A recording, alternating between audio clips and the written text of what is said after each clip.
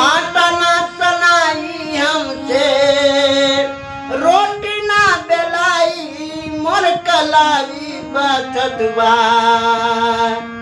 आटा ना सनाई हमसे रोटियों ना बेलाई मोर कलाई बथतबा राजा लेला नौकरानी मोर कलाई बथतबा ओ राजा लेला नौकरानी मोर कलाई बथतबा आटा ना सनाई हमसे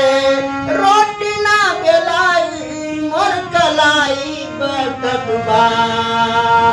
आटा ना सनाई हमसे रोटी ना बेलाई मोर कलाई बथतबा ए राजा कैला नौकरानी मोर कलाई बथतबा ओ राजा कैला नौकरानी मोर कलाई बथतबा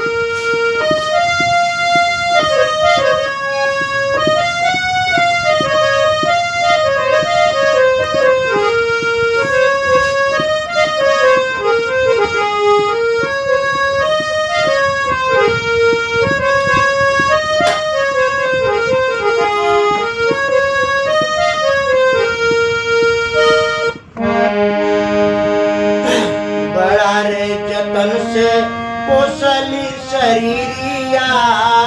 बड़ा रे जतन से हम पोसली शरीरिया औरत के काम कब कैली नहीं हरामा औरत के काम कब कैली नहीं हरामा बड़ा रे जतन से हम पोसली शरीरिया औरत के काम कबो कैली ना नहीं हरामा खाना बनावे हरदम खाना बनावे हरदम माई भौजाई मोर कलाई बथतबा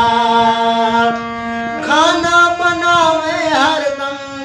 माई भौजाई मोर कलाई बथतबा ए राजा खोजला नौकरानी मोर कलाई बथतबा ए राजा खोजा नौकरानी मोर कलाई बथतबा खाना बनावे हरदम माई भौजाई मोर कलाई बथतबा खाना बनावे हरदम माई भौजाई मोर कलाई बथतबा ए राजा कैला नौकरानी मोर कलाई बथतबा ओ राजा कैला नौकरानी मोर कलाई बथतबा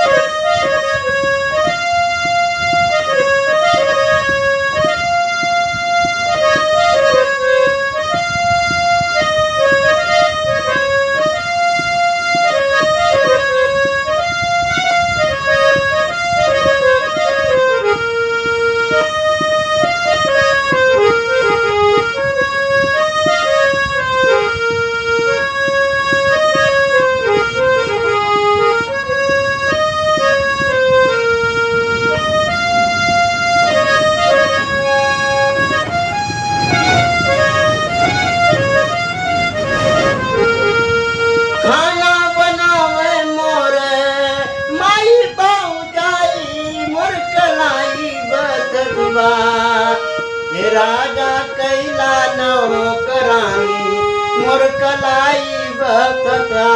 हे राजा कैला नौकरानी मोर कलाई बततवा